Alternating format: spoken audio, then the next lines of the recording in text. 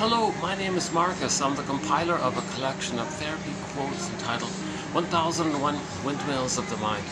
A collection of advanced self-help quotes taken from what's often called the psychodynamic or the psychoanalytic perspective, which long ago, as I understand it, was referred to by some as philosophical medicine or narrative medicine, for the love of narrative medicine to help one identify and reclaim the self that should be there, that should have been there, had the person been normally loved, properly loved, had the chance to go through a natural developmental process where the baby feels safe with the mother, and then goes through a so-called process where he can begin to be different from his mother, be himself, and practice and find out what he likes. And roughly at the age of 3 to 4, he has his what they call individuation, his sense of authentic identity. That's called his beingness, his authentic self, and he feels embodied. Okay, I feel therefore I am. And with that differentiation from the mother, okay, having had the chance to feel safe to do so, okay, there are various capacities of the self, authentic self. The golden ball is there, so a person can feel the present, enjoy the present, and see the present as the present. And when a person has their uniqueness, their beingness, the Great Spirit gives everybody a uniqueness.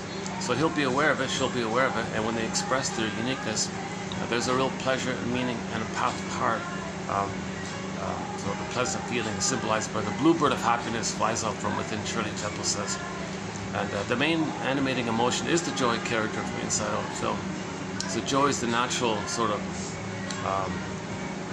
regular, ongoing kind of emotion related to the beingness, the serene, inexhaustible fullness of being. So if you have your beingness, there'll be a natural, pleasant feeling by it.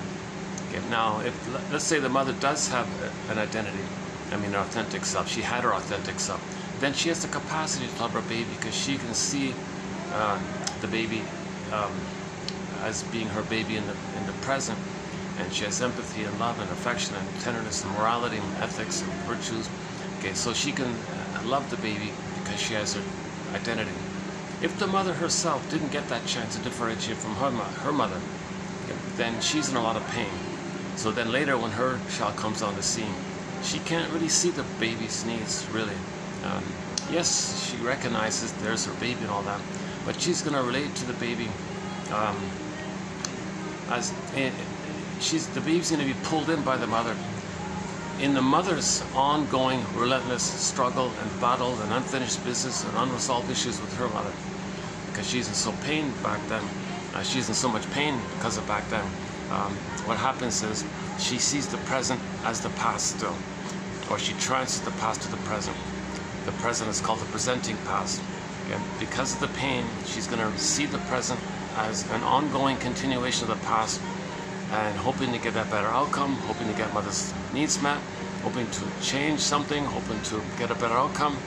So in that struggle with the mother that she has with, so when this mother has a baby, one common thing that the mother will do is, as if the mother will say to the baby, "Baby, I'm sorry, I can't meet your needs.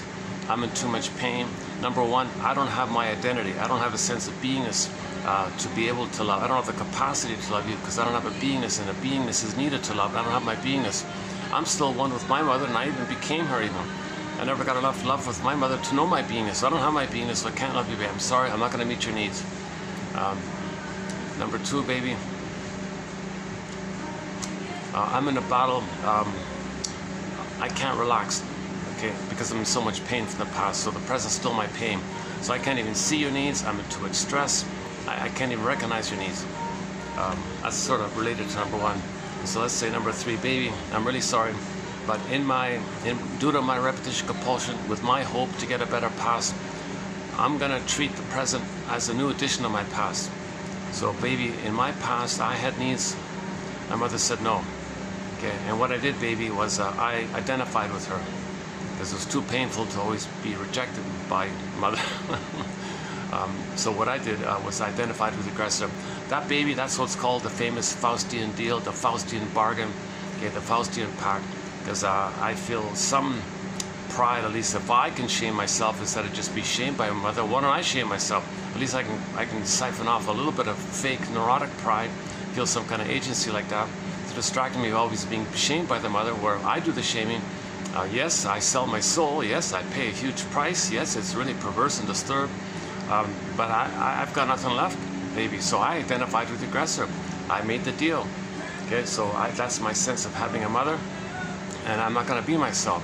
I won't develop. I won't have my identity. I won't have the capacities and the gifts of the real self, including the ability to love you, baby. I won't have that.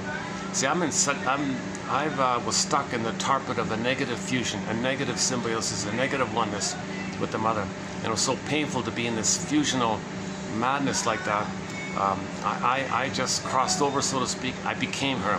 Fine, mother, you're shaming me? Fine, fine. I guess you're doing it because you're...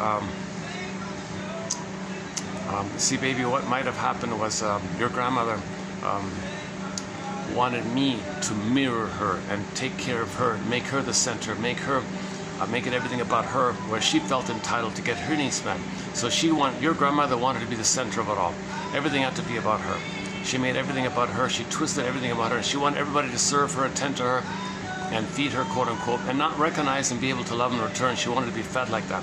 So your grandmother had the hope for the fulfillment of the old unfulfilled need to have a proper oral phase of the mother, where he's feeding not just milk, but taking in a positive memory experience of the mother. So if that was missing, your grandmother was trapped in the mirror, okay, and that means everything is her.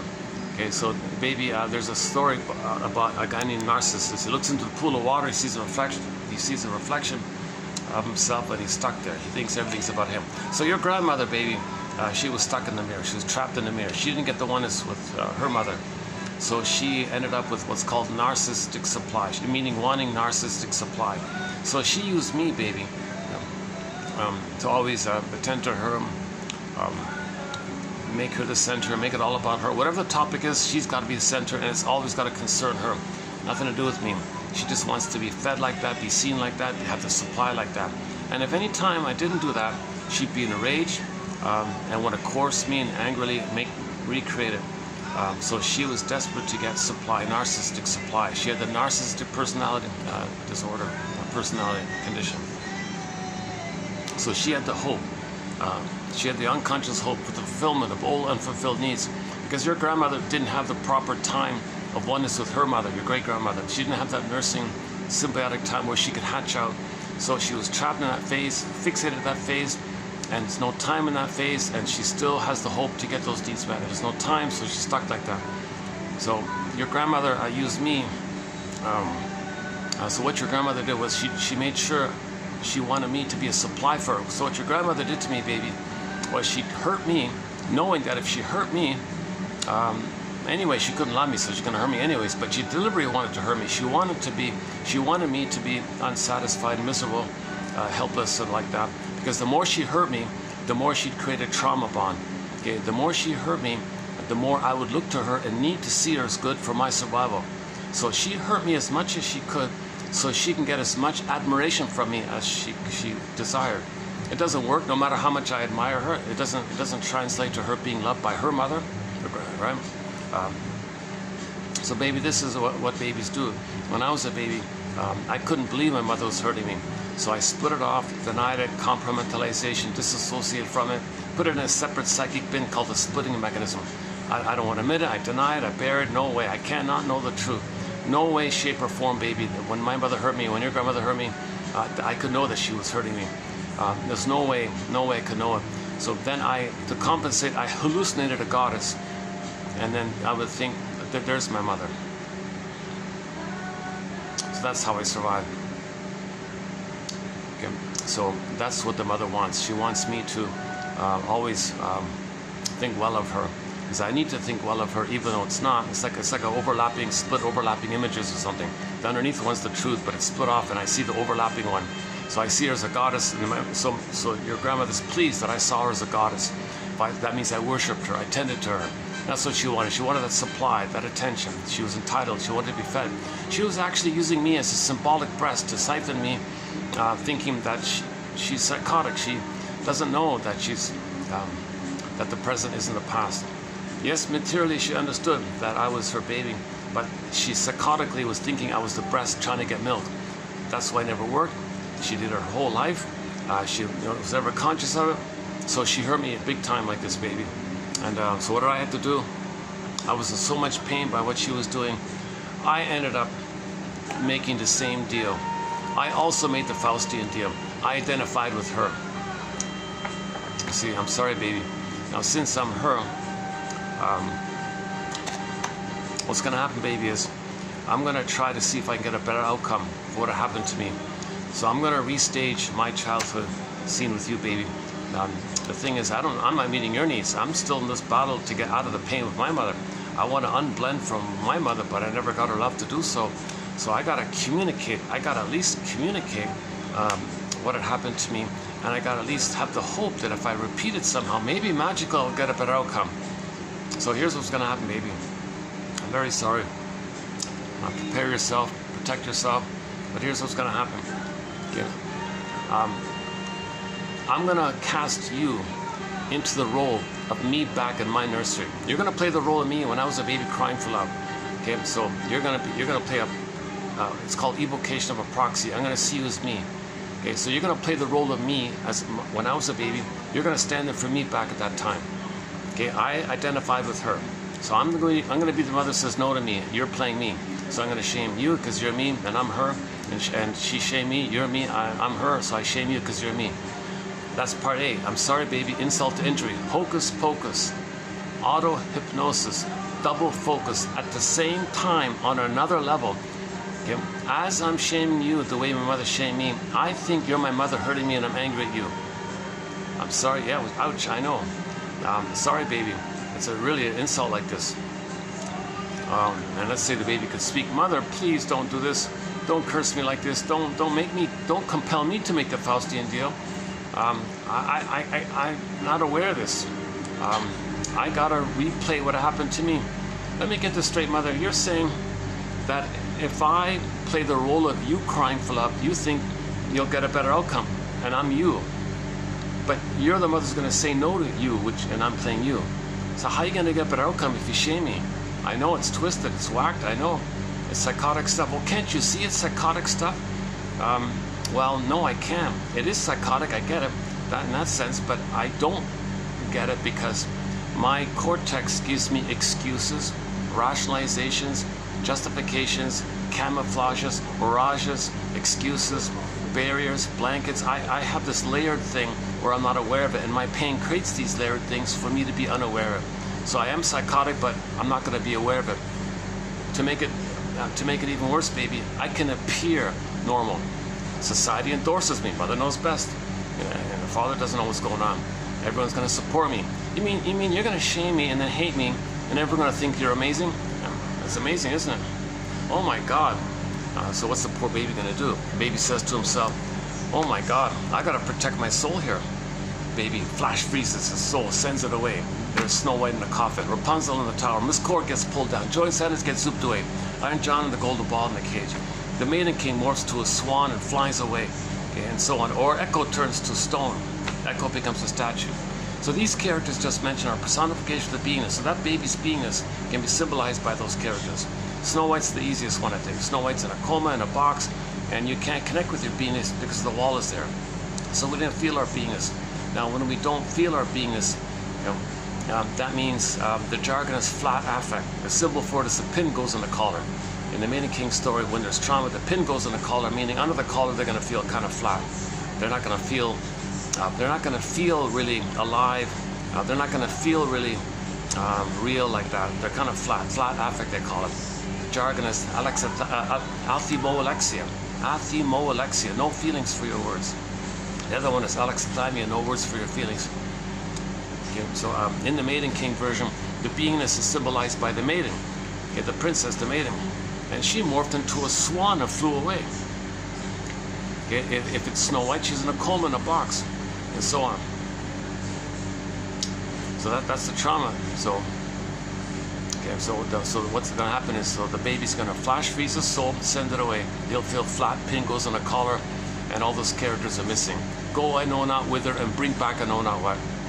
So, like for example, in the Rapunzel story, you got the soul, it's in the forest. Forest means unconscious, dark, unknown, scary, unconscious, limbic survival, jungle. kind of lost like that because the baby's brain is survival-ish areas. That's why it's jungles and oceans and scary things. So in this scary place, meaning the limbic system, the survival brain, okay, you got the memory of your original potential of your beingness. So it's small, it's undeveloped. So the characters are Rapunzel in the tower. Now the person's going to feel empty, in debt, guilty, shame, poverty, whatever. So in the story, the land had problems, and the soul was in the unconscious. Zoe got brought. When the soul came back, everything was okay. Healing and wholeness. When you're reunited with yourself, you reconnect with yourself, and you get back your beingness, you're considered whole and healed. Healing and wholeness. The more whole you are, the more healed you are.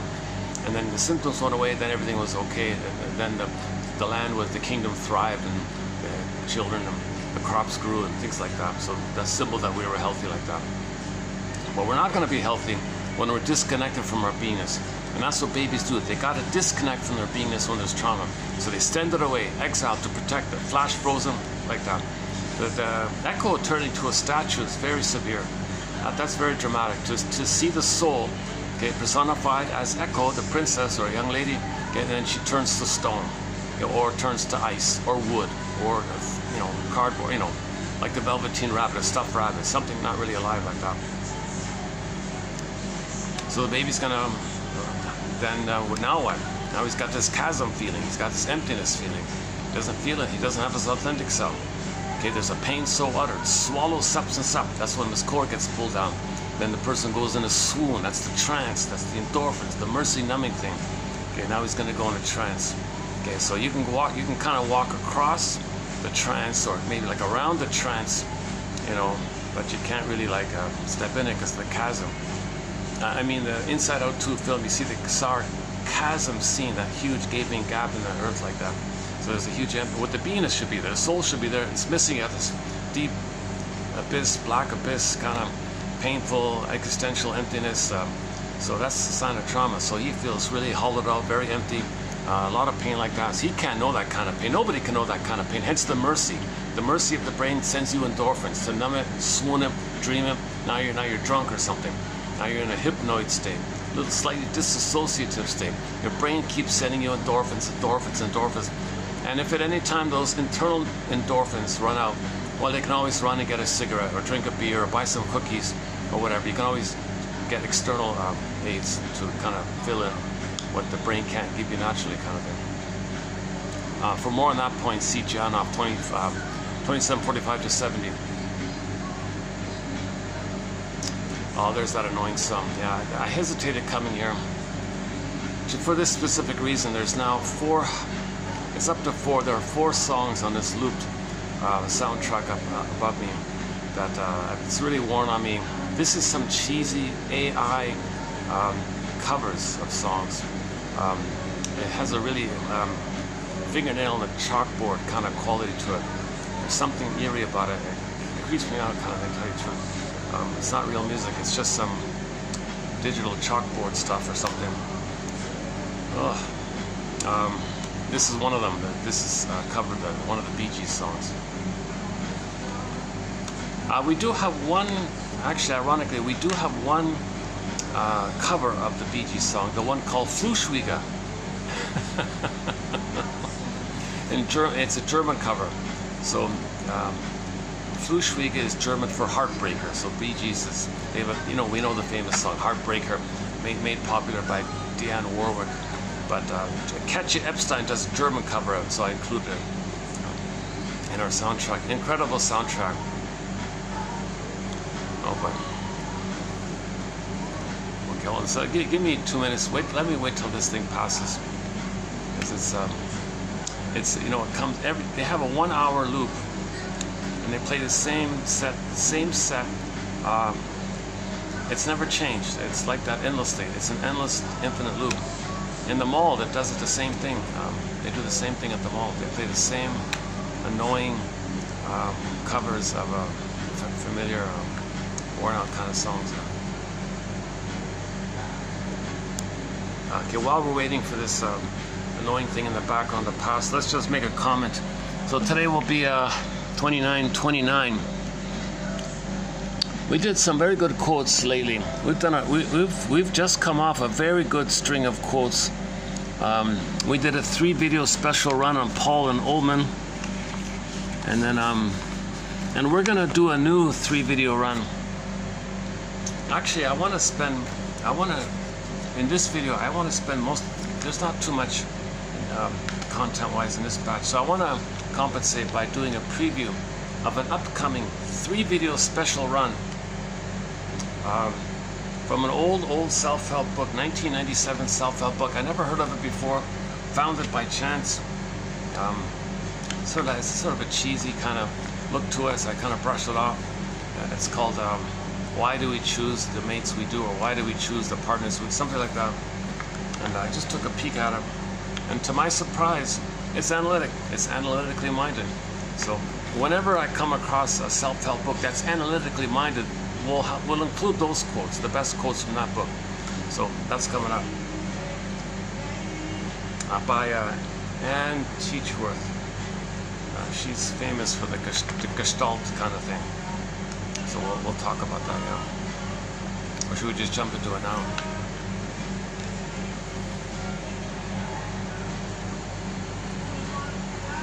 Yeah, okay, why don't we jump into it now then?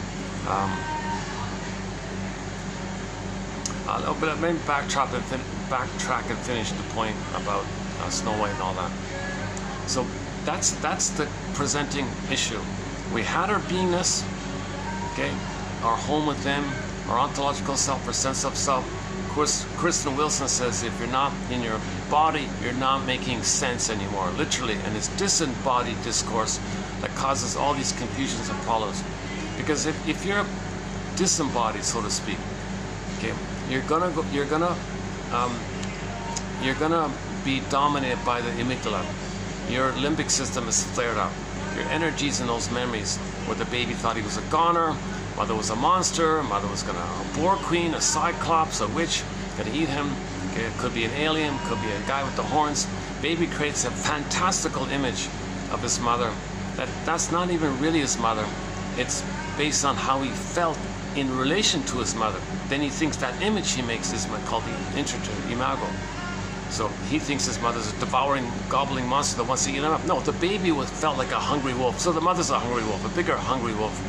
So because of the fusion, what the baby feels, the mother feels. What the baby needs, the mother needs, because it's all one. It's all symbiotic, it's one. There's no differentiation of being. So the baby's wildly hungry and he's in rage. And he's in that kind of oral taking in phase. So the mother's the same thing. And she's the giantess in the nursery, so it's wildly exaggerated.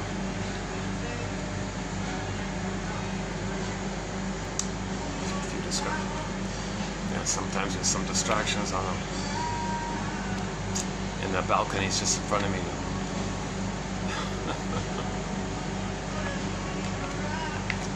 One guy was in his birthday suit once. Oh, Jesus.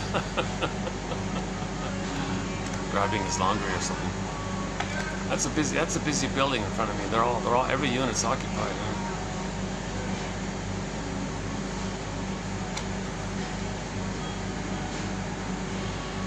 It looks pretty sturdy. So I'm sure there's good soundproofing in the walls.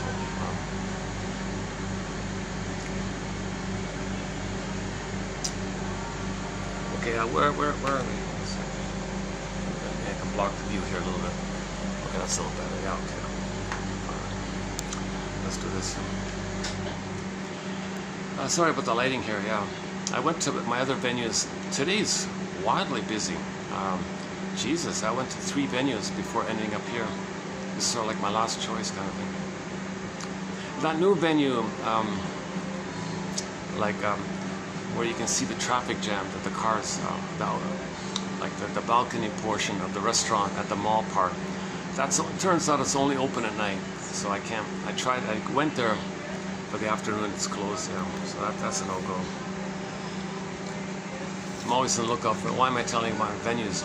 Yeah. Okay, so.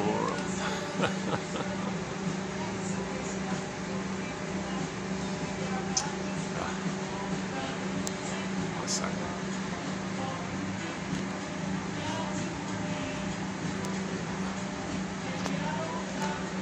Is that gonna work? All right, let's try that.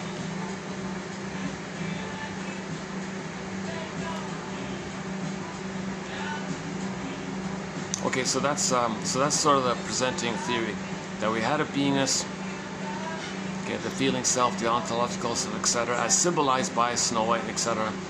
Okay, but she's missing, frozen, disappeared, flew away, turned to stone, etc. So we feel empty, we feel in a swoon. So what are we going to do now? What do we do? Well, the memory of our trauma is in the limbic system. That part of the brain only cares about survival. So we're going to live with this kind of survival mentality of jungle slogans. We're going to think everything's a jungle. My greed or your greed. And we're always in this impulse of survival mentality. And there's entitlement. You're looking for supply. You don't care about others. No lack of empathy or feeling for others. You're thinking kind of like the nickname for that limbic system, that primitive part of the brain. Okay, this is, some people give it a nickname. For example, the iguana brain, the salamander brain, okay, the chameleon brain, okay, the crocodile brain, lizard brain, whatever you want. So those kind of creatures. Not calling any person that, we're giving a nickname for that part of the brain which is only visceral and sensations related to survival. So there isn't the feeling of the joy and the golden ball and the love and the affection and tenderness and play and creativity, spontaneity, and the joy and intimacy and curiosity and learning and wonderment, and not all the whole spectrum of the feeling of being human. Okay, that's all missing, right? In the survival brain, you only have the stress response. Okay, shame, fear, anxiety, okay, psychosomatic symptoms, this kind of primitive kind of things, the stress response. Okay, you know, if a baby wants to flee, he can't flee. All about survival. He wants to flee, he can't flee. He's going to fight with the mother, can't fight. He's enraged with the mother. What's he going to do? He might disassociate, like escape in his mind kind of thing. That's like a dissociative response in the mind, like the deer in the headlights kind of thing. The body, the deer is there, but his mind is spaced out like that. So the baby is very often in that kind of state. And then you got the and then in response, the body sends you all physiological, shot. So the blood will be sent to the middle to protect the person. So some people maybe get palish or something, or the breathing accelerates, or the extra sweating, the body temperature goes hot, it gets too hot, they're sweating too much. So there'll be physiological responses to the survival kind of area. You got to run or mobilize or something. Some people shut down in the parasympathetic, that's called the parasympathetic mode. Some people are kind of revved up all the time. Some people just like shut down, conserve kind of thing. I don't know too much about that kind of area, but anyways, that part of the brain, okay, anxiety, most of our anxiety comes from that, because those are old ancient fears we're reminded of it, but we don't remember those fears, and that's called anxiety.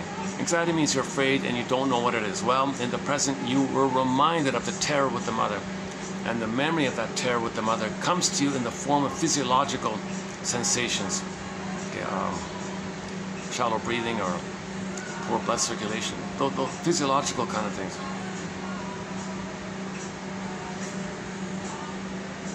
Okay, so Janov calls it the 3-in-1 brain, the famous triune brain. The brain has 3 parts, okay? Or 3 streams of conscious, or 3 lines of consciousness, or 3 systems. The brain has 3 parts basically. So the first primitive part is visceral sensations.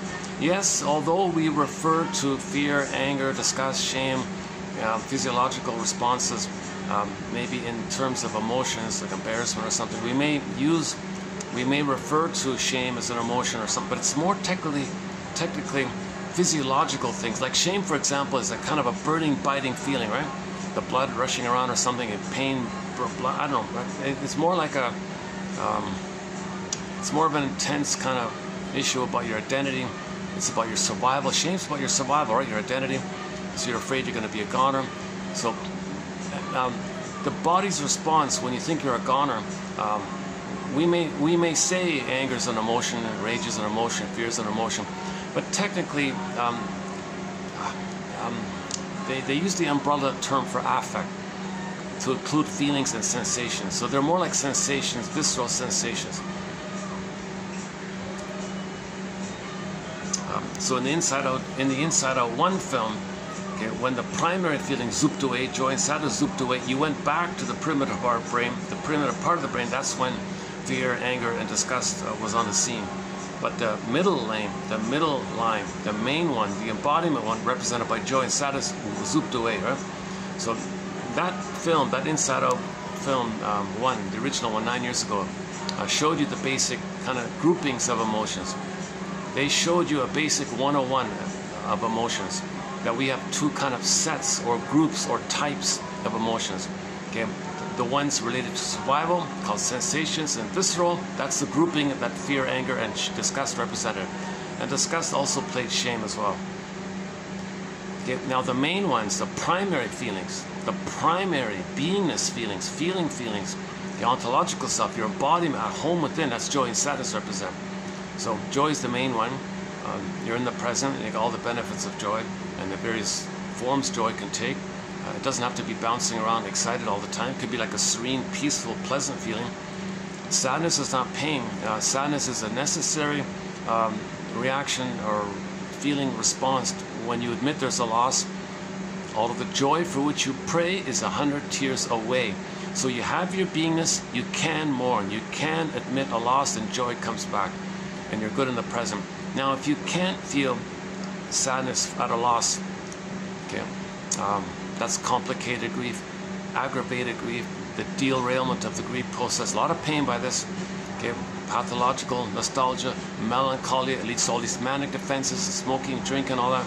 And it's a sign of trauma if you can't mourn. And if there's trauma, trauma's behind addictive uses and addictive activities and gambling and smoking and all that. Trauma's behind those kind of things. So in other words, joy is a needed, it's a primary needed feeling.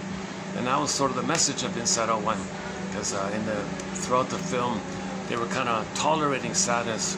You know, they put her in a circle. You sit there, and they pushed her toe. You stay there, keep it all to yourself. But there wasn't any healing that took place. So the healing took place when sadness ran the console. So that was the lesson. Sadness had to run the console. That's how valuable it is. Joy couldn't be there unless sadness was first. First sadness, then the joy. All of the joy for which you pray is 100 tears away. So first sadness has to come. That's the mourning process. That's the path. That's the doorway to identity and feeling. That's the doorway to growing up. The doorway to maturity. We need to mourn. See, this is all about mourning. All of the problems out there are there because we're not mourning. Because we don't have an identity. So if you don't have your identity, you're disembodied. You're not making sense. You're distorted, because when you're not making sense, all you're doing is spinning around the survival trauma in the present, creating new versions of the past, hoping to change the past, or protesting the past, or having the hope that something in the present can be symbolic of mother, which doesn't make sense. Okay? Or you're repeating and hoping to change the past, and you're loyal to it, and you're kind of stuck like this. You're not making sense. The present isn't the past, but you're treating the present as if it's always the past. Doesn't make sense. You're not a baby helpless in your mother's arms. You're out of that kind of place. Your mother can't hurt you, but you act like she still can, kind of thing, and she still is, kind of thing. So you want to win her love, you want to placate her, you want to save her, you want to fix her, and that's dysfunctional to never leave that quote-unquote psychic house of the nursery time. Okay, and growing up, we're meant to have our own identity and live in our own house, not live in your mother's house all the time, psychologically speaking, or your father's house, psychologically speaking. So you're dysfunctional like that. And when you're dysfunctional like that, you're going to be loyal, you're going to repeat. There's always a new pain, damages the body. Now you're going to smoke more, now you're going to become addictive and greedy, now you're going to get bitter. Then when the hope is gone and the anger piles up, it's going to lead to envy. Now when you see goodness, you want to see it damaged, you don't care anymore, it leads to ennui and ennui and schadenfreude. And so on. It goes further like that.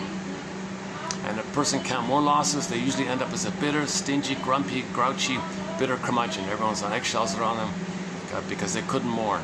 They couldn't mourn. If a person doesn't mourn, it has what they call a snowballing effect. Every loss triggers all the previous unprocessed, denied losses. A snowballing effect.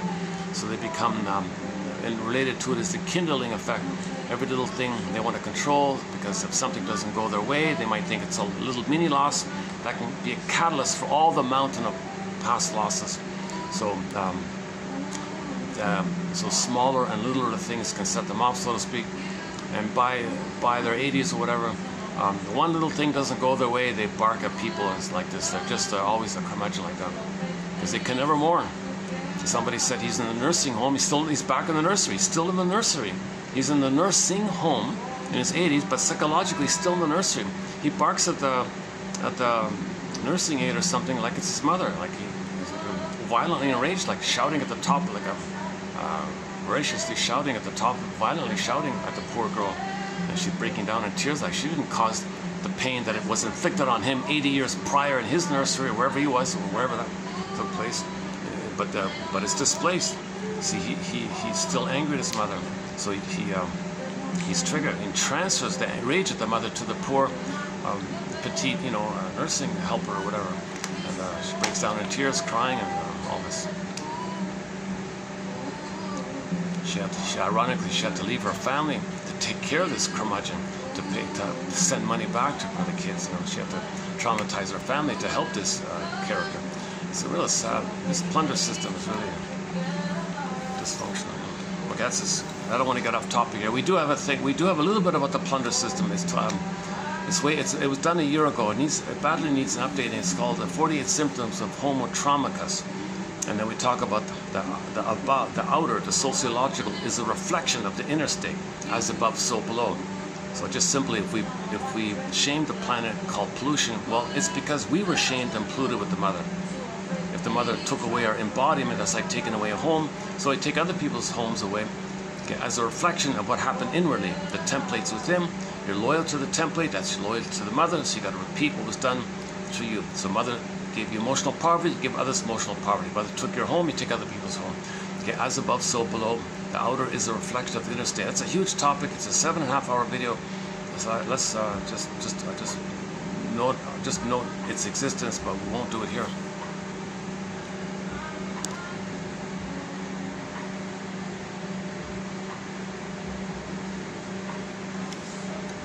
Okay, so we were just talking about just now that when a person does have their beingness, okay, joy and sadness are there, the golden ball is there, they can mourn.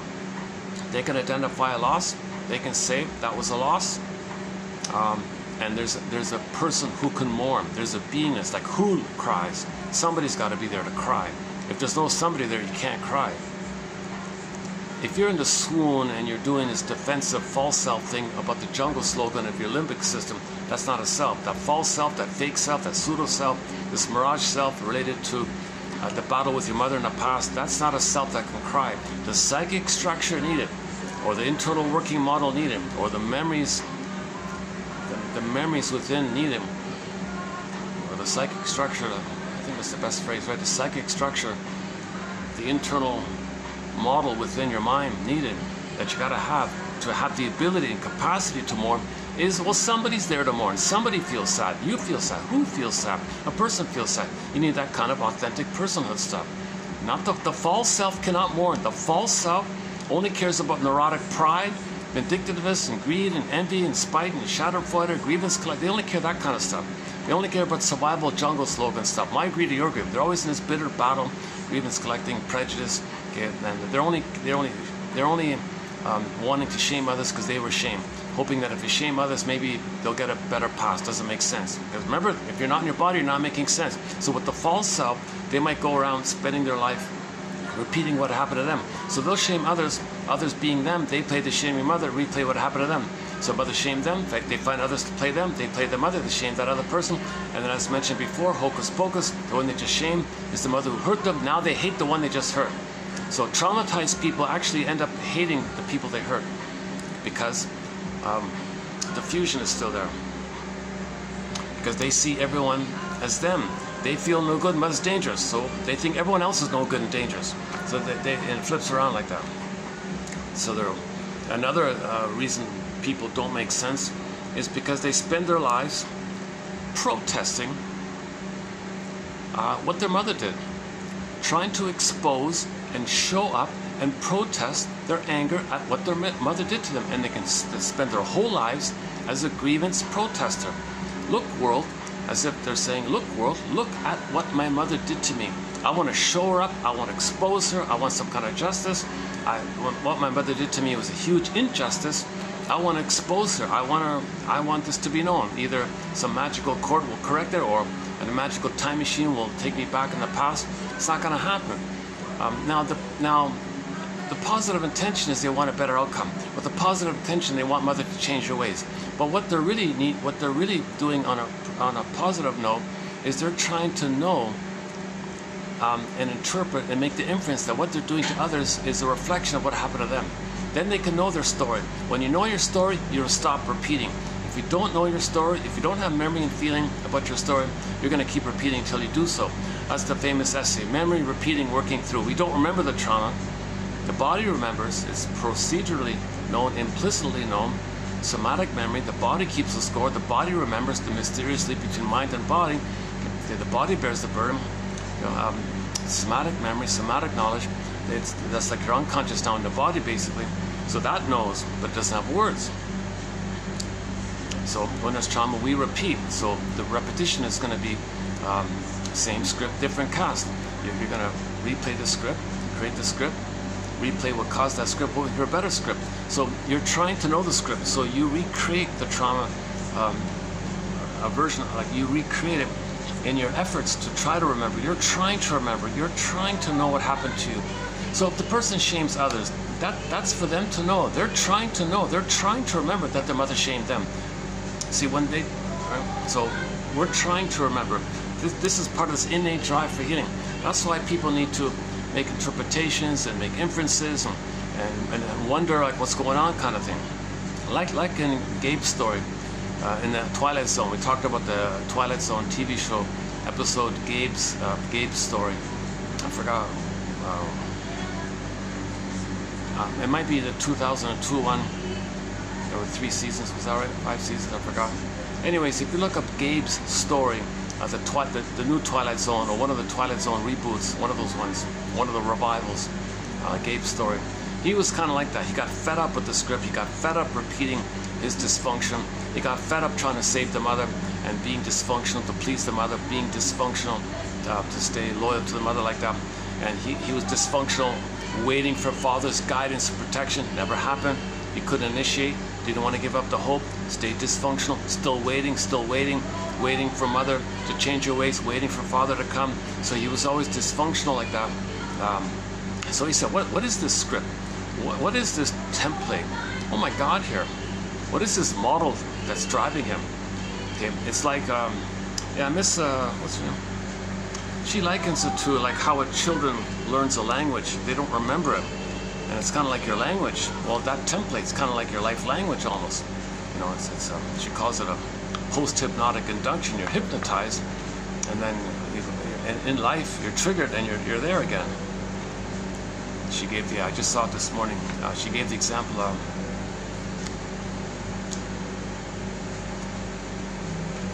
Okay, is it worth doing it?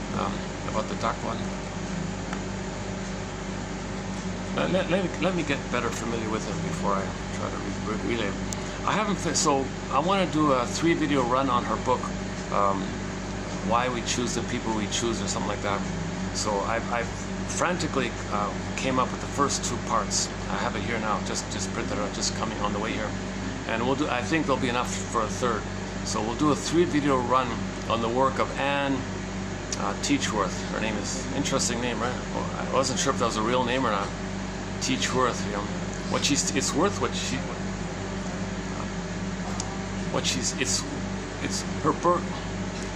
she's teaching is valuable, it's worthwhile. Her teaching is worthwhile, Teachworth, how about that? Think about it that way. She only has the 1 book, huh? What a pity, you know, it's funny. There's something going on. There's something going on with her because she did a sequel, she did a follow-up just before she passed away. Just before she passed away, she did a sequel, an update, a very important update, she said on YouTube, an interview there. Zilch, doesn't exist. Nope, no reference to any publisher publishing it, not on any bookseller kind of place. There's not a single iota of any reference to the existence of this book, other than on the bio page, sometimes it says she wrote these 2 books or something. Well, where is it, for Pete's sake? Because her first book was pretty good. I didn't realize it was sort of a bit of a well-known book in the Gestalt community. It's sort of a classic in the Gestalt community, the 2-chair, 3-chair exercise thing. It's in its 5th printing, I noticed. It started in '97, and they had new printings after that. So they're still printing it. It's still around. You know? Why we choose the mates we choose, something like that. And I'll give you it's a very simple premise. Oh boys, it's simple. It's remarkably simple. It's one of the simplest. It's one of the simplest. You might be tempted to think it's too simple or too reductionistic, or it's kind of obvious or something. But I would say pause and let it sink in, kind of thing, and think about it first. Like apply it to yourself. At the very least, it'll stimulate your thinking. At the very least, it'll stimulate your thinking. It's an interesting way of doing it. It's either like a spin on something basic. Maybe she created a spin on something basic to help people face it, like a face-saving way to face something, like a more approachable way to face something. So maybe she just did like a little spin like that, and maybe that's the helpful angle of it. And a lot of people like her. A lot of positive reviews for her book and all that. So I'll get to it in a minute. Yeah. Oh, I gotta check the battery. Okay, I'll know in a minute if it's holding up or not. I've only got 2 hours and 20 minutes in these videos now. I've only got internal storage. The memory chip doesn't work anymore. So this will be, let's see if we can get this all into it. I think for the time being, I'm going to try to do these videos in under 2 hours and 20 minutes. Until I get a new phone. I miss doing the long videos. Sometimes when you get into hour 4 and hour 5, I kind of relax a little bit. Sometimes it's a little funner. It takes me 4 hours to calm down. Maybe. Depends on the mood. Depends on the mood. How much rest you got, kind of. So let's finish up this thing with Rapunzel and Snow White and all that. So we mentioned already that the core issue, the basic issue that we're dealing with, is that we had our beingness, we had our embodiment, we made sense, we lost it, want to get it back.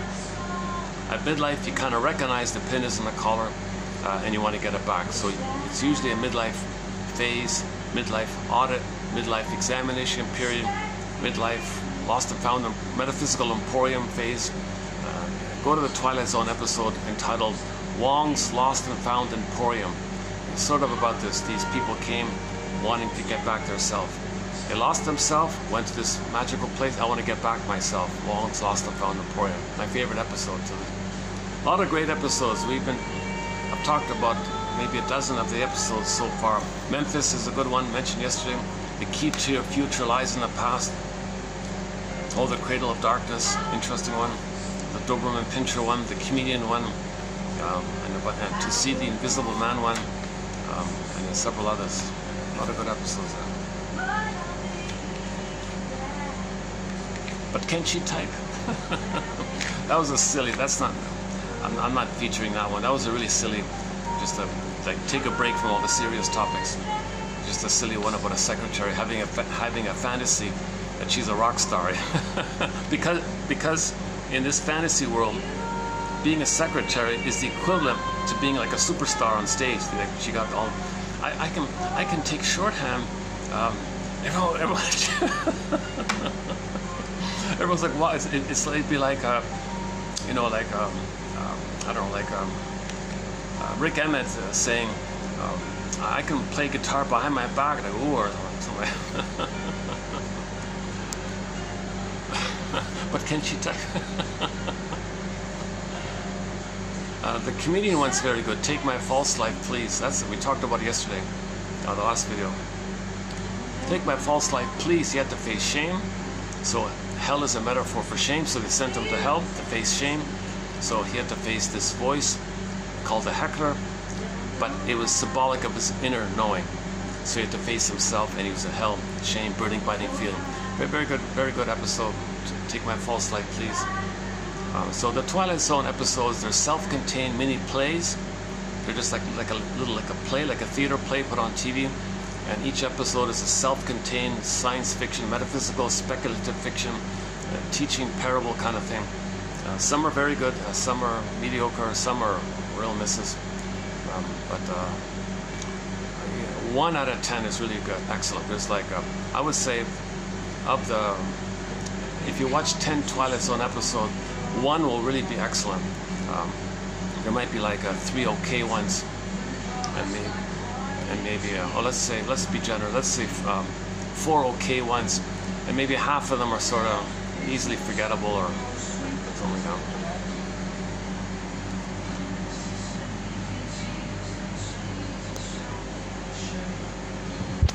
Can I go back to my spot? Oh, I think I can go back to my regular spot on one side.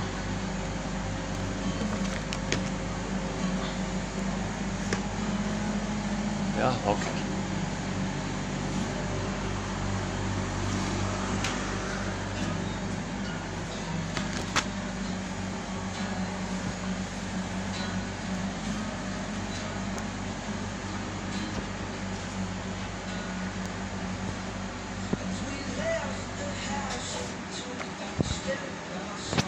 A little more space here. Yeah, it's a little better here. All right.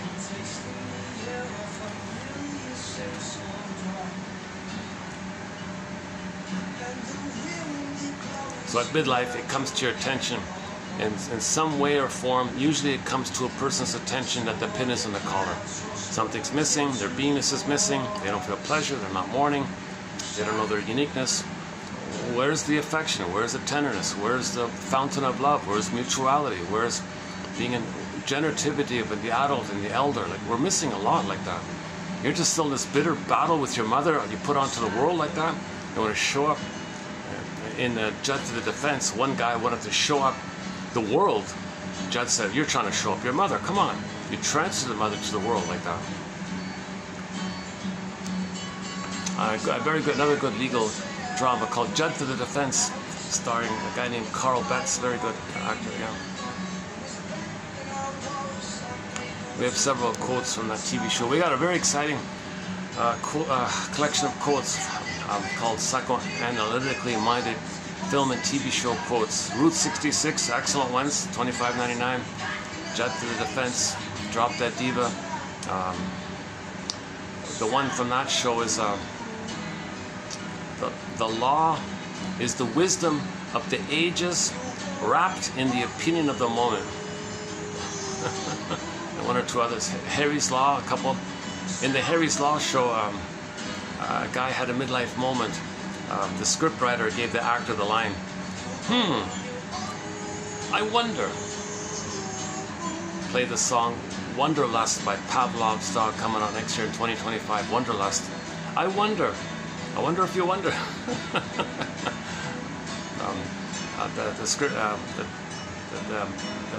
The lawyer, having a midlife moment, said, I wonder what's worse. To realize you're no longer who you are, or that you still are what you've always been.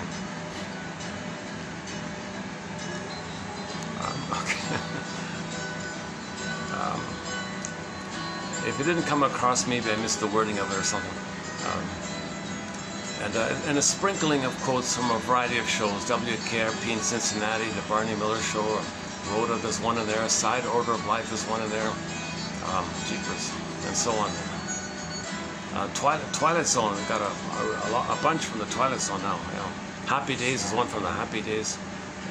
Season 11, episode 14, The Spirit is Willing, a very good episode called The Spirit is Willing, about the Fawns buying a haunted car. That's a great episode about nostalgia, on the topic on it. We have a thread on nostalgia, so we talk about that episode when we do the topic of nostalgia. Myths and Fairy Tales is a major thread, so we do the Odyssey a little bit, the Rusty a little bit, and then some of the tales that Robert Bly likes to tell, and Woodman, and Chinnen, and John A. Sanford, Robert E. Johnson, and Marie Louise Vaughan Franz a little bit, and a couple of others. There's a very good string of quotes from 2745 to 70 by Arthur Janoff. It's sort of like almost like a self-contained lesson in psychoanalysis. Now that fancy term psychoanalysis just means wonder. How does the past influence my present? That's it. The present, you might be seeing the present from the lens of the past. That's it, psychoanalysis. If the lens you create, the template you create is very problematic, you're going to have trouble enjoying the present. From the film, oh, this is another song driving me nuts. I didn't mind this song for so many times I've heard it. I think now I've crossed that tolerance point for them. Okay, again, let's take a 3-minute break here. It's not a bad song, but I've heard it too many times now.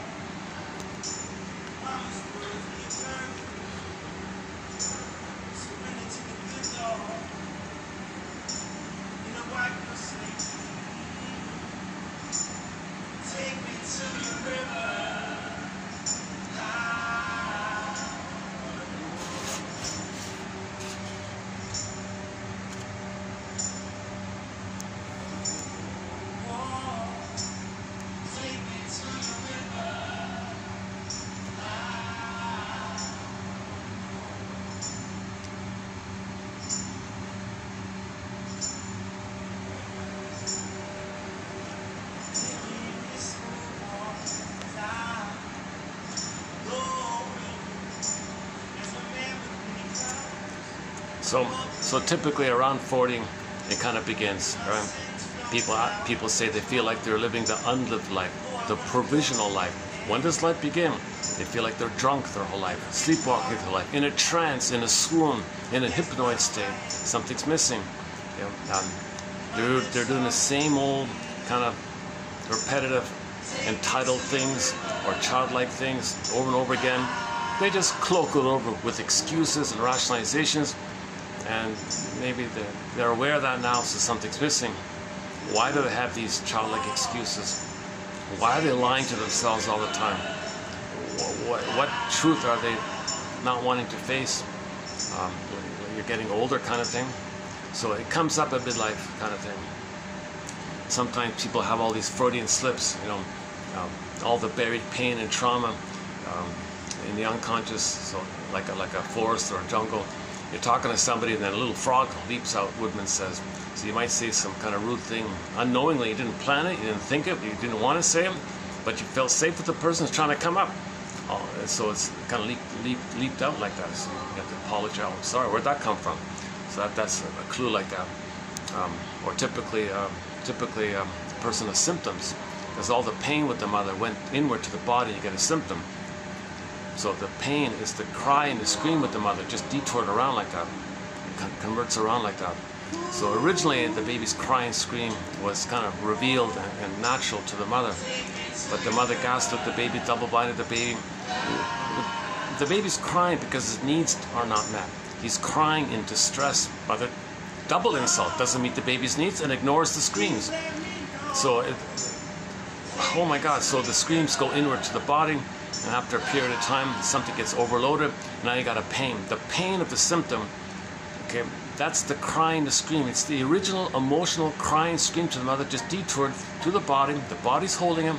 The body's trying to help you to hold it like that. The body's like the stopgap or something, trying to protect you, to do its job. But as it's doing its job to help you, it's going to give you pain because it's going to be overwhelmed like that. So psychosomatic symptoms reveal and conceal the original emotional conflict. Johnny Sarno says a lot of this hypertension and back pain and shoulder ache pain and muscle aches and all of that, that's your musculature holding your rage at your mother when she wasn't feeding it properly, or holding the whole force feeding, or doing schedule, all this nonsense. Baby wants natural feeding, gets the bottle instead. He might be enraged at these kind of things. So the musculature is holding himself. So he might be elevated in the sympathetic response, or he might be like conserving response, the parasympathetic. Some babies are born revved up with PTSD. Some babies are born kind of shut down with PTSD, the parasympathetic. Not meant to be set in either or. It's supposed to be like a flow between the active and the being, the resting, conserving, and the being and the doing, like the yin and yang kind of thing.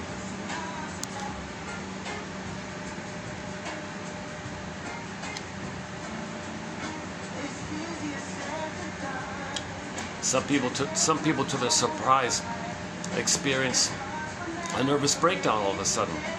Doesn't make sense. Things are going along fine. Suddenly, they have a nervous breakdown. Okay, that's called the delayed onset of PTSD. There was a trauma. It's called attachment trauma, relational trauma, interpersonal trauma, betrayal trauma. Very often, it follows the birth trauma. Okay, like there might be both. The baby might have had birth trauma, and from there, the mother didn't have a rapport with the baby. The relationship was whacked. That's an attachment trauma, relational trauma. All that trauma, okay, the false self functioned as a sponge to make you unaware of the pain. So you had defense mechanisms, blaming, prejudice, scapegoating. It's mostly externalized living, blaming, triangulating, making fun of others all the time. You're always blowing off steam outwardly like that. But that might wear out, or sometimes it functions as a sponge where you can hold it. Bergler says, yeah, the sponge might dry out, kind of thing. Then you get the PTSD is kind of revealed finally.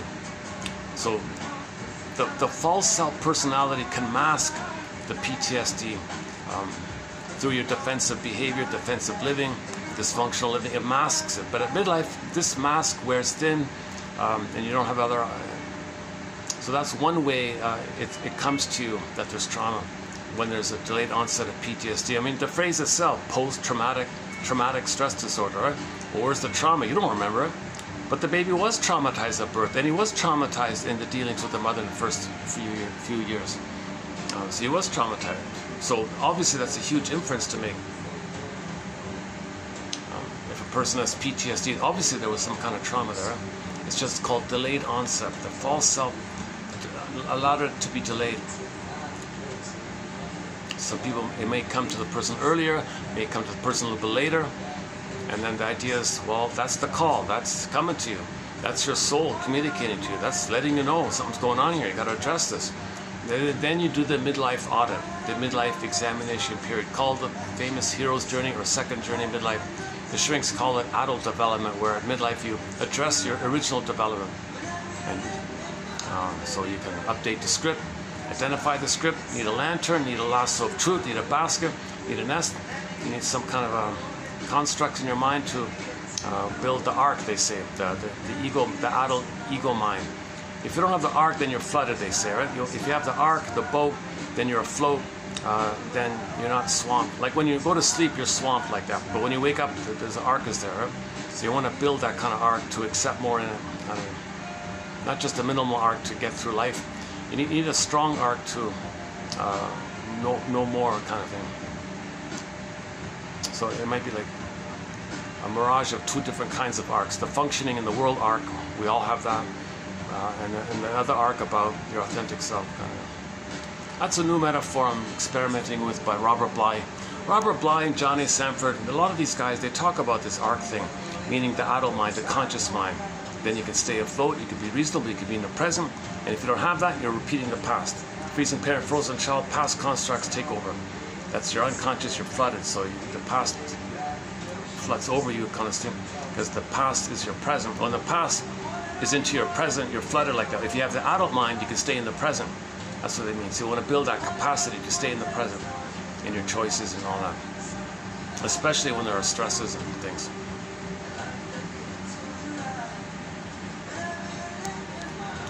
Okay, then when you initiate the healing journey, the second half of life, there are several tasks. Now that's a whole topic in of itself, but just quickly as a table of contents. Number one, a person needs to study defense mechanisms. Things we do, things we did as a baby to be unaware of the pain. We were defensible, and mother was a monster. Remember, we got to protect ourselves from the monster. So we froze up our soul, that's a defense. We exiled our soul, that's a defense.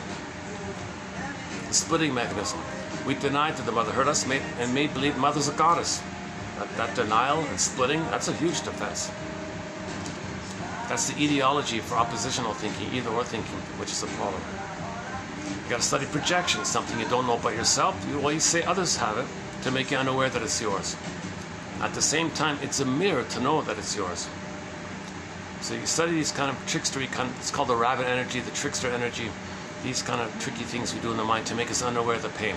So you got to study the basics. Okay, identification to the aggressor, that's the Faustian deal one. Projection, project identification, that's when you want to coax others and see others possessing the thing you don't want to know. And you recreate the relationship that you had in the past and the present. To A, be unaware of the past, but B, in your effort to know the past. So it's a double thing like that. Okay, sometimes you speak the reverse, that's reaction formation or counterphobia.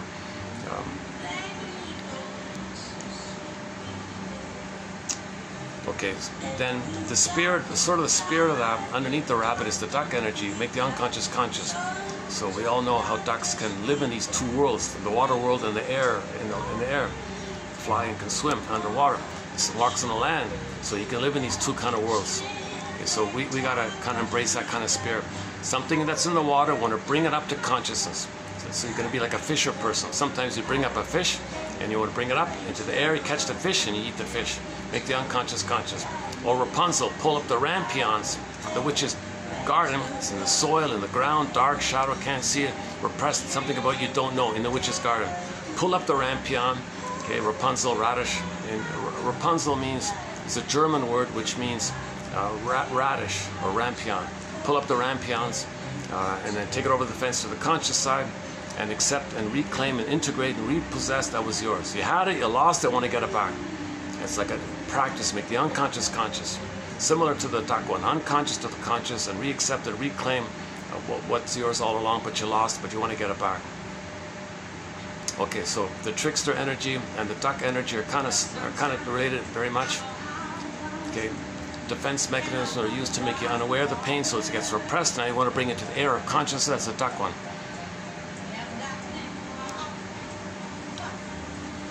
Okay, that's one major task, of course. Another major task is dividing the seeds. So you got a mountain, a pile of seeds. You got to separate them in two categories. Okay, so like these, I think they said edible, unedible, or something, or the grains or whatever. But that the metaphor means you discern what's the true feeling versus the sham feeling around your defense mechanism failing you. Then you have some blowing up, you have some reaction to a defense not working. Like your neurotic pride, you didn't get your neurotic pride, you can feel something, well that's the sham stuff. What's the real feeling under it? The two seeds like that. You got to separate, that's a huge one, separate the seeds. Another huge task is you got to upgrade either or thinking, jungle thinking, oppositional thinking, adversarial thinking. Okay, remember the splitting leads to that. Okay, you don't have your being, splitting precludes identity. You want to get your identity, you want to heal, you got to resolve the splitting. It's not either or. Mother's not a goddess or demon. You're not some special, chosen little elite, little supreme, little divine. Okay, no, versus, oh, never good enough, always failure, always guilty, always no good. It's not, like in the Disney film Inside Out 2, you saw the splitting like that. So, you got to find the both and. You got to find the third side of the coin, which holds the other two sides. It's like a diamond.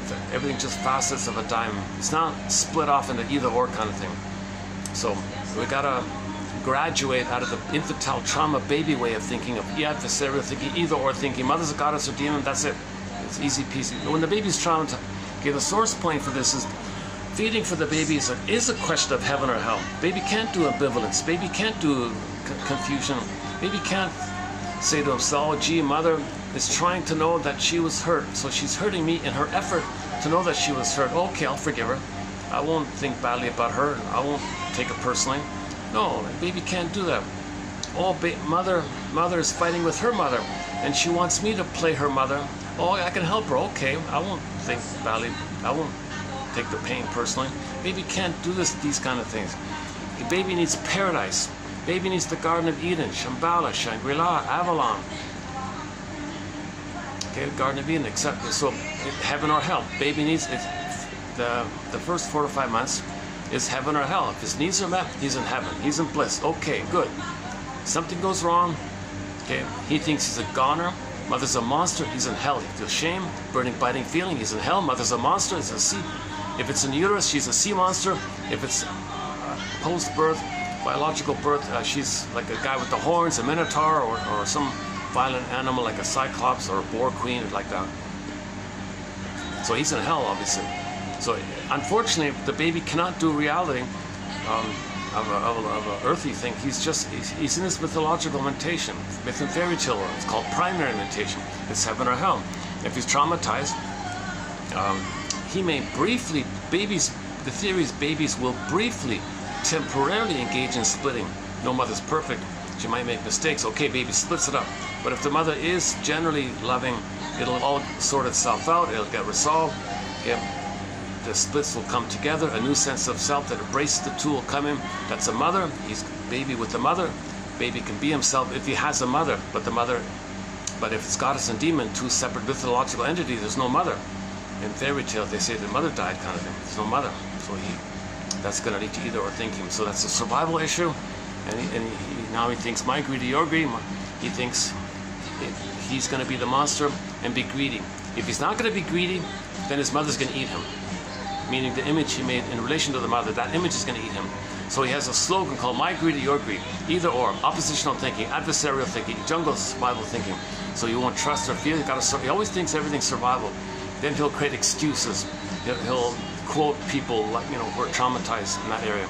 So he'll look for handy excuses. Yeah, go visit the zoo. See, they're all like animals. Like, well, no, we grew the cortex. We're billions and billions of years beyond that. Like we're humans. We're only one hominid grew the cortex. There were a bunch of hominids and only one hominid, sapien, Homo sapien. That's us. Unfortunately, we became a traumatized version of ourselves. So we kind of went astray, I guess. But embedded within nature is the drive for healing. So consciousness is the drive for healing. That's why psychology is there, because of the healing, need to heal. So we can be conscious of our trauma, we can heal.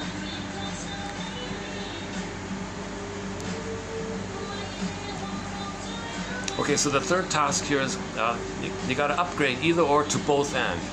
You got to find the both and of a situation. Okay, so for example with the mother, okay,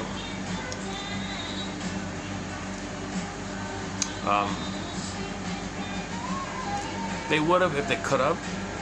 They were in pain. She was impaired. She was crying for love. She was hurt. She's repeating what happened to her. She's crying for love, despite the fact that she couldn't love. She maybe did some positive things for the child.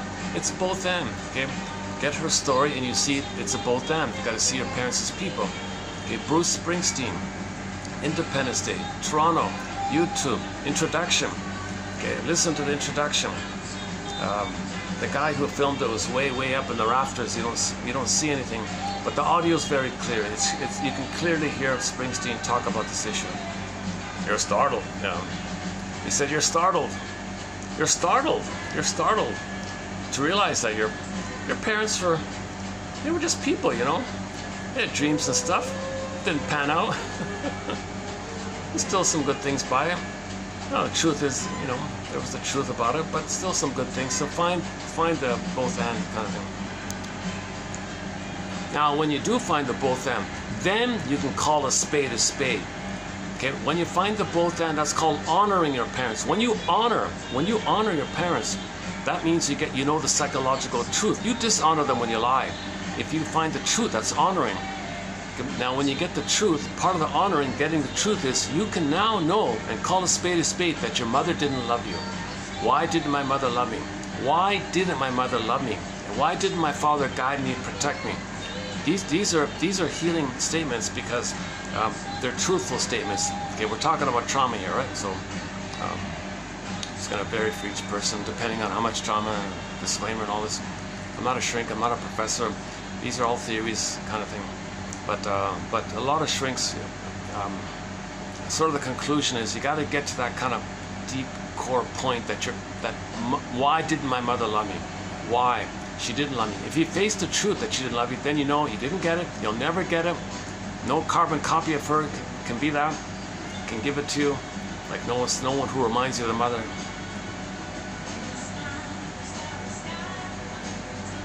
I'm feeling a little. Why am I feeling a little sluggish today? I was feeling okay when I came out here. Suddenly I feel maybe too much coffee. Is it the coffee?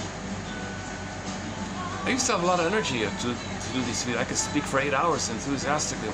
Now I'm kind of struggling after 1 hour. Yesterday was like that too. What happened? Maybe it's a mood thing. There must be some kind of... maybe.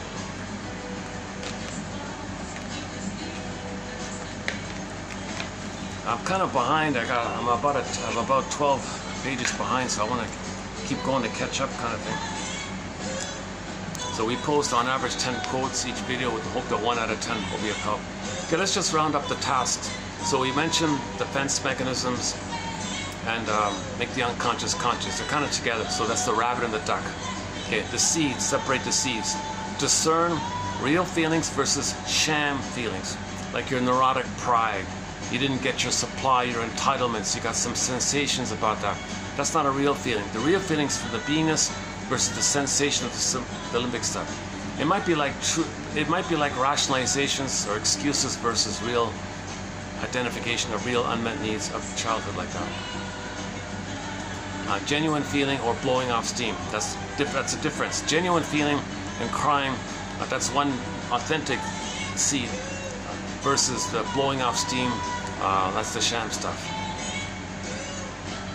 Okay, third one. Gotta find the third side of the coin. Get your parents' story. Think about what they were like as adults. Like, see them as adults, right? Not just parents, right? Get their story. Find out the birth order of your parents. Find out the first three earliest memories. That might be like a theme for them. Is their personality in the stinger camp or more in the clinger camp? Stinger and clinger. That's a separate topic. You can look at their humor. If the humor is sarcastic, that's the stinger camp. If the humor is more playful, it might be the clinger camp. Find out what role your parents played in their family system. Which parent was scapegoated in their family system? Which parent was supposed to redeem and give supply and make their parents feel seen because they were looking for supply? Which one was the lost child? Which one was the mascot? You can look at the role. That might be a help as well. So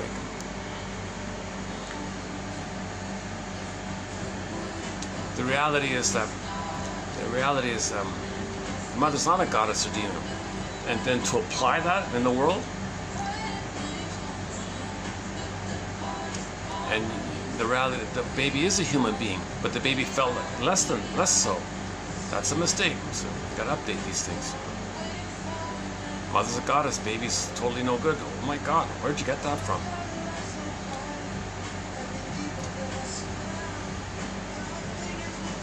I think the diamond image is pretty good. It's just facets of a diamond kind of thing. Mother's loving and frustrating. She's one person who has these different sides to her, but she's still a person. Babies can't do that when there's too much pain. Oh, goddess and demon. There's no person here. That leads to adversarial thinking, oppositional thinking, either-or thinking, jungle-slogan thinking.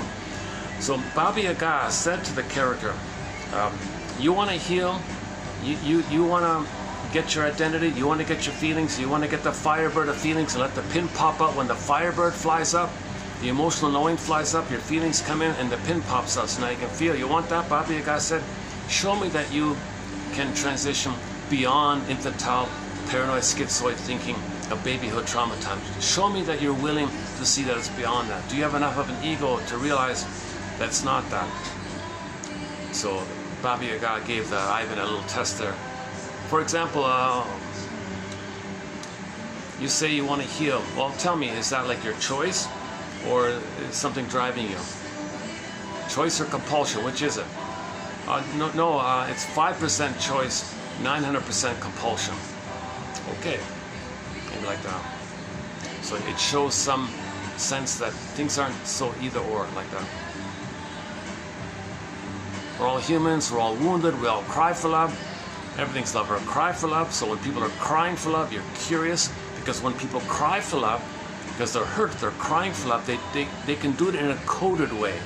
They find proxies to cry for love for them on their behalf and then shame them. But they were crying for love through the proxy. It's troublesome, it's perverse, it's disturbed, but they were crying for love via the proxy and showing you what happened to them. So in their anger, they're telling you what had happened to them when they cry for love. So they're just staging it in their way to communicate what happened to them. That they cry for love and look what happened to them. So they're angry at their mother when they cry for love. So they do a drama thing. So they don't know it themselves, but that's sort of the positive intention, to replay what happened to them and to communicate what happened to them, and for them to know what happened to them. So things are more like that. Then you got to look at the psychology, the pressure of the psychology on the brain too. So now you're getting to that kind of area, right? Now we're damaging our brain, right? Like when people are in the Holtzman and Paul quotes, they said that smoking and drinking and all that brings up fantasies of the time when you were in a blissful state with the mother. So you use physiology to bring up the fantasies, which then releases the serotonin. But that puts a pressure on the brain all the time to keep doing it. So now you're damaging the brain, then you want more to get the effect. So you create more pain to get more fantasies to more regress. So Holtzman and Paul, very good. Go to 29, 23 to 5. Those 3 videos. Or better yet, read their book called Narcissus in a Wonderland. Interesting topic. I had a little fun talking about it now.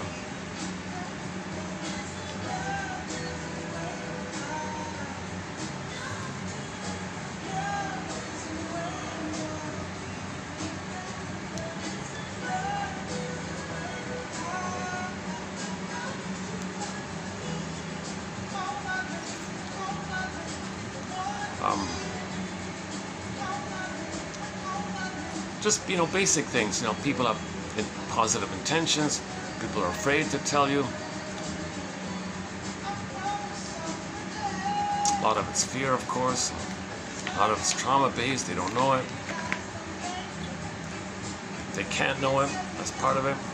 Twilight Zone. Go to the Twilight Zone episode, Need to Know. That was sort of code for a metaphor for how babies cannot know the trauma. So it's procedurally known. They don't know it themselves, but it comes up in their life, and they don't even know it, because the cortex is pulled in to create camouflages. So they're crying for love in a coded way. So you got to wonder about this kind of, that's what psychology is for, the study of this, the wondering this.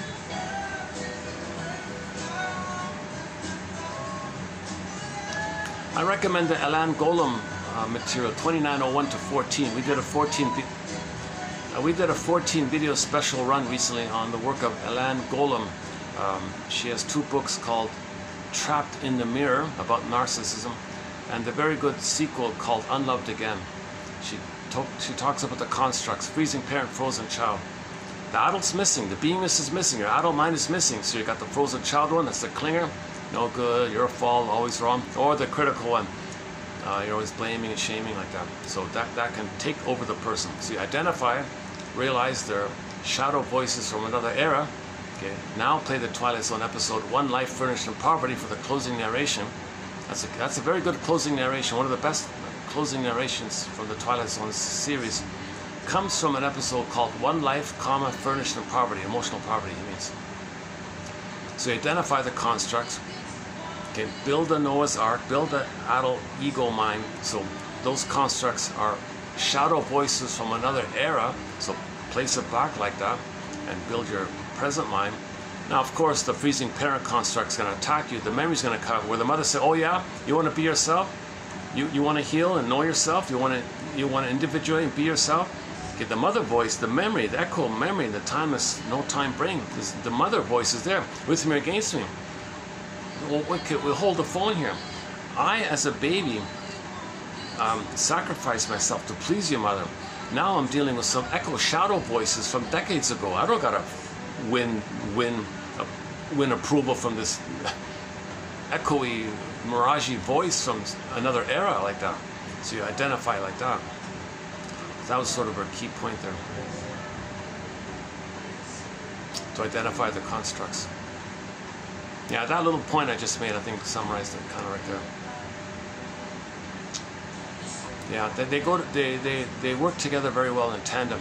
One Life Furnished in Poverty, that closing narration, plus the message in that little book called Unloved Again. iUniverse.com, type in Unloved, it'll show up. Only $3.99 for a PDF file for that one. And well worth the price of a coffee, less than the price of a coffee. Unloved Again by Alain, E-L-A-N, Golem, G-O-L-O-M-B, easy to find out. It's a self-published book, which is, the publishing company is still around.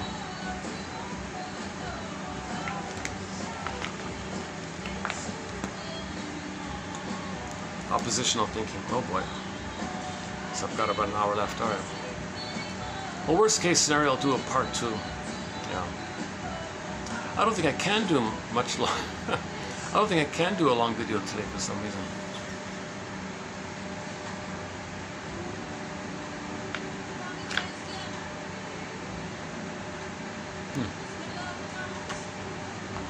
Okay.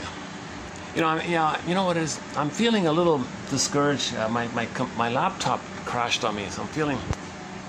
First, my phone crashed on me, then I had to reset it. I lost everything, and just shortly afterwards, my laptop is gone. It's totally gone. So I feel like I'm a little bit of oh yikes. Unluck. Oh, we did a very good episode. I mentioned the Gabe story. He called himself always unlucky. Yeah?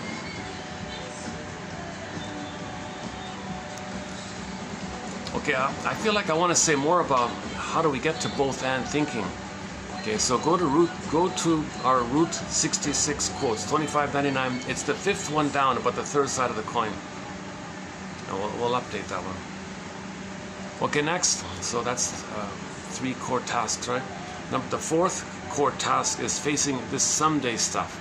Someday, this relentless hope that someday when you repeat and recreate in the present a version of the past, someday you'll get a better past. What?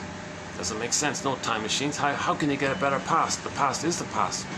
You can't change the past. You can't go back in a time machine and change the past. No. But someday, if I replay the thing, I'll get a better past. Mother will change her ways. Why? Because that part of the brain doesn't know time.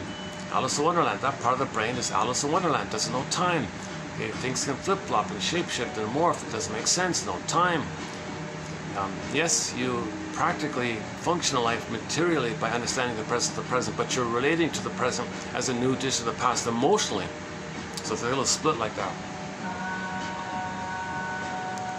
Or the someday hope is if I protest and show up to mother, complain enough, maybe a magical time machine will appear and mother will change her ways. Mother says, oh, I saw the future, I'm sorry, let me give you the love. Oh, good. That's an unreal hope. It's a hope. That's the hope. We have to hope for a better past. So if we protest, maybe mother will get the message and change her ways. Another unrealistic, relentless hope is that maybe something symbolic, a mirage, dream of mother can be actual mother. You gotta be kidding. Like a pint of ice cream is mother's sweetness? You gotta be kidding. Okay, alcoholic spirits can be maternal spirit? Come on. Some material you buy, some matter, something, some wooden thing or whatever, nice thing you buy, that's mother back in the past, kind of loving you. The unreal, and then now you're greedy like that for material, matter, money, mother, it's all linked like that in the unconscious. So baby didn't get mother's supplies like that, okay, fed and all that. His needs met with the mother. So that's a thorn. So a point where you're fixated. So you're spinning around there, so you could be greedy like that. So in the present, you can't look for mother because you're not in the nursery. So in the present, you just pick something and make it think, that's mother. You don't care, that you don't address and make yourself aware that it's not mother. You just unconsciously, oh, that's mother. So you grab the thing in your greed, you're disappointed again. So you have this hope that something in the present that's just a mirage of mother can actually be mother in the past. So we gotta face some of this someday thing. So we played another Pavlov song called a theme from Subway Sue. There's a line in there, and someday soon. The song was meant to be called Someday Soon. Due to a typo, it ended up as theme from Subway Sue. David Surkamp, the lead singer, talks about it when he introduces the song. Okay, that's the fourth. The fifth core task, no special order here. We gotta face this Tuesday thing. This dues, this guilt, this debt. Okay, in German, guilt and debt are the same word. Baby feels he's guilty. He's in pain, right? He thinks being punished. Mother, I'm being punished, I'm in pain. Are you punishing me? What did I do wrong, mother? Mother's not meeting the baby's needs. Is he being rejected? Is he defective? Am I wrong? Not only did I do something wrong, am I wrong? Like, am I defective to you? It feels like guilty like this. Baby says, wait, mother, give me a chance here. What do you want? You're crying for love. Okay, I'll fix you, I'll cure you, I'll meet your needs, I'll do what you want. So he'll try to save the mother. He wants a loving mother, try to save the mother. Mother's crying for love, mother's hurting the baby. Mother, you're hurting me. I'll treat that as you crying for love. Fine, I'll fix you, I'll cure you. Can a baby do it? No, of course not. He failed, again, guilty. No time, always guilty. Couldn't save the mother. Pain with the mother. Did he do something wrong? Guilty. Now you gotta ask yourself the question, anytime a baby is born, is it ever the case that at any time when a baby popped out, did that baby do anything wrong? That's a key point about unconscious guilt. No baby did anything wrong when they came on the scene. No baby did anything wrong. But if the sister says, "Oh, I don't want a brother," he's going to take away tension away, or the father says, "I'm jealous," wife's spending all her time on them. If these kind of things happen, he feels guilty that he did something wrong. He puts it upon himself like that. So babies will manage to try to make sense of the pain by concluding he's guilty, defective, no good like that. That's the do's thing. Now the do's thing, there's no time, so he'll spend his whole life feeling guilty, not knowing why. Okay, enter the Twilight Zone, the Groundhog Day nightmare one. I forgot the title of it. There's a Twilight Zone episode where the guy had like a Groundhog Day nightmare. It's about guilt. And in the nightmare, every night it's the same nightmare, just slight variation, but the same basic thing. One nightmare would be he'd see the father as a judge in the courtroom, and the judge said, "You're guilty, kaplunk." Next night, the father was the district attorney chasing him. "You're guilty. They're gonna get you." "Oh my God, guilty." Next nightmare, the priest guy. "Oh, you're born bad. You're born guilty. You're guilty." Oh my God, he had these terrible, horrifying nightmares. Very shocking, horrifying nightmares again and again. Another disturbing episode, but anyways, in this nightmare loop, Groundhog Day loop, at one point he finally said, "Father, hold the phone here." For the life of me, literally, I don't know what I did wrong here. I came out of the uterus, and you're telling me I committed some kind of crime here. I don't get it. What did I do wrong? What did I do wrong to you? Tell me what I did wrong. You're not telling me. What did I do wrong? You keep saying I'm guilty, but you're not telling me of what. I'm a fugitive from the justice I seek, like the love I seek. So play the fugitive. Richard Kimball is a fugitive from the justice he seeks. Code for the baby is a fugitive from the love that he seeks. So he was trying to face this issue. It turned out that when he was born as a boy, the mother engulfed him and said, "I don't need my husband anymore. He's boring. I got all that I want. I got my mother." And the mother parentified the boy, made him a mama's boy, of course, and brainwashed the boy by traumatizing the boy in a Stockholm syndrome scenario where the boy would serve her, take care of her, feed her, attend to her, not let her feel alone, respect her, do what she wants, and he was brainwashed like that. The father was very jealous of this and wished he wasn't around for that because he lost his wife because of that. So he thought his son took away his wife or something. So the father didn't want him around like that, and he picked up on him. And now usually that's a terrible scenario. Usually what happens is the father is overwhelmed by this and says, "Fine, dear wife, I'll sacrifice my son to you. He's yours. Let me free. I'll go in the garage." So the father sacrifices the son to the monster, gobble him, famous sacrifice. So the son will sacrifice his own son to feed the beast, kind of thing. In the baby's brain, the mother's a bore queen. The father says, "Here, take him. I'll go to the garage and play with my hobbies. Leave me alone. I want my freedom because I don't know what to do here. I don't know how to help this son here. I can't. I don't know. I haven't a clue of what to do here." So he gives up and says, "Fine, take him. He's yours." He goes to the garage, plays with his hobbies. Okay, now play Overdependency, a 30-minute 1947 TV show, a short film called Overdependency, nfb.ca. Oh, the battery's draining quickly. Oh, son of a gun. Oh, Jesus. I thought it was going to hold up here. You see, if this I'm in a 50-50 scenario. If I keep going and the film shuts out, it may capture it and I keep it, or I may lose it.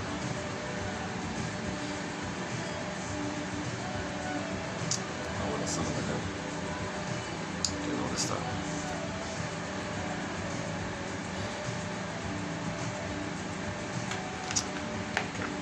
Can this hold up for the next hour like this? Or will it shut down? And if it shuts down, I might lose the whole... I've lost several videos due to this kind of thing.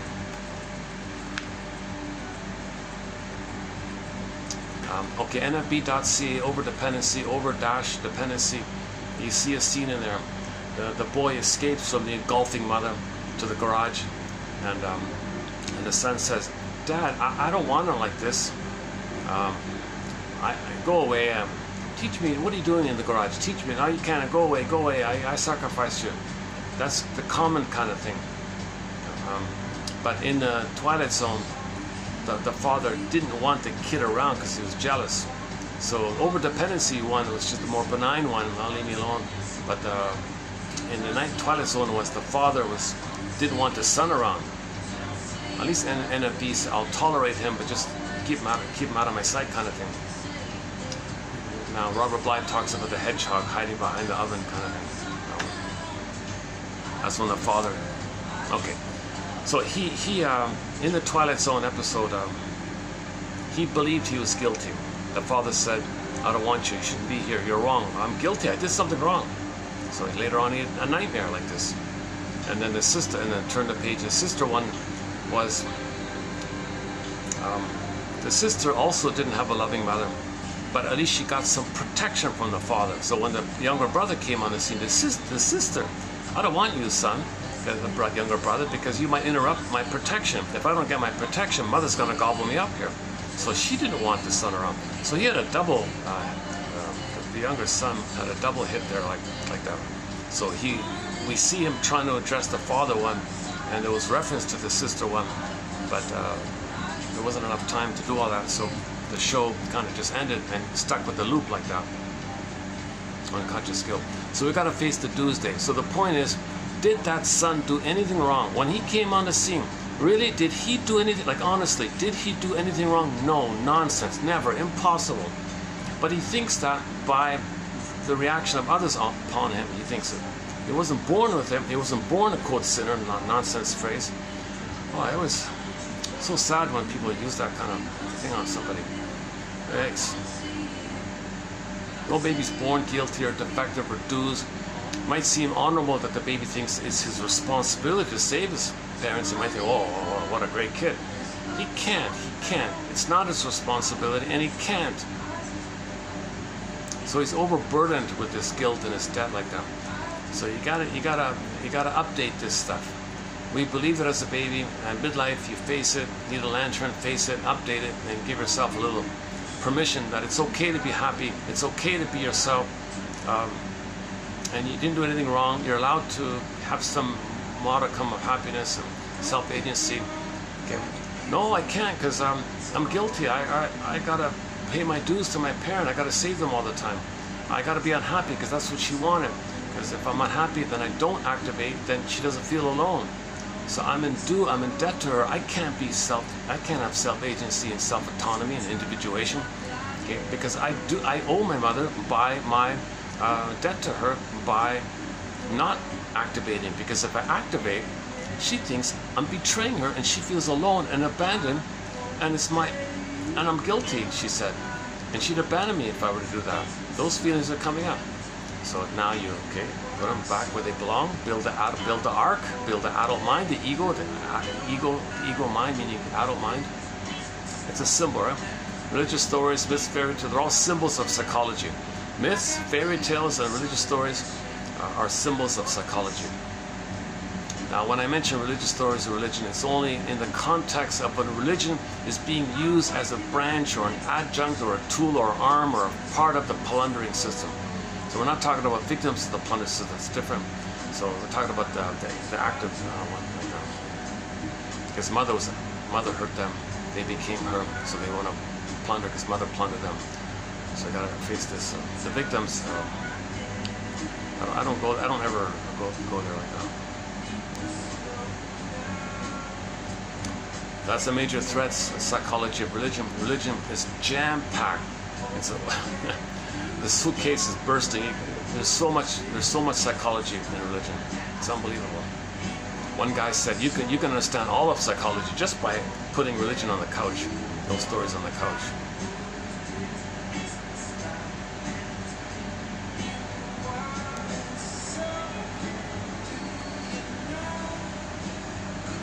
So every character in a myth or fairy tale or religious story, that's sort of an exploitation of a myth or fairy tale, spun around a little bit and mixed up with stuff to fool you. Okay, every character, let's just keep the first two. Every character in a myth or fairy tale is a personification of some inner element, something psychological within a person. So the soul turns to stone. Okay, that's a picture of our beingness drying up. No juices, nothing flows. We feel hardened, or we don't feel the juices of feeling, so it turns to stone. Splitting, okay, goddess demon. Okay, that's the splitting mechanism the baby engages in to deal with the trauma. Mother's too painful, I don't want to know that, make up another one and keep it separate, splitting. So myths and fairy tales. See, how's it gonna go? When's this gonna shut down on me? 86. Last time I went to 80 and the thing just shut down right around now. I'm tempted to just shut this in. Oh, son of a gun. Son of a gun. What time is it here? I'll just reboot this. So what I gotta do is reboot it, and I can shift the file to the memory chip, and I'll get my 2 hours back. Or just take a chance and let it run. I don't know.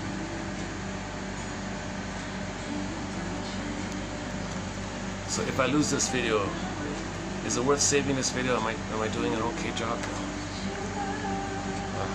You know, I had the same problem yesterday. I did the video and the thing just shut on for a different reason. No, yeah, okay. Let's shut this down now. Let me close this down now, because yesterday it shut out and it wasn't saved. I think I'm in the same boat here. Yeah, what am I thinking? Let me close this now, and I'll see you in 5 minutes, and I'll pick up on the core tasks of the midlife audit, the midlife examination period. Okay, so I'll see you in a minute. For the love of narrative medicine, hang in there. Click over to part 2, and I'll see you there.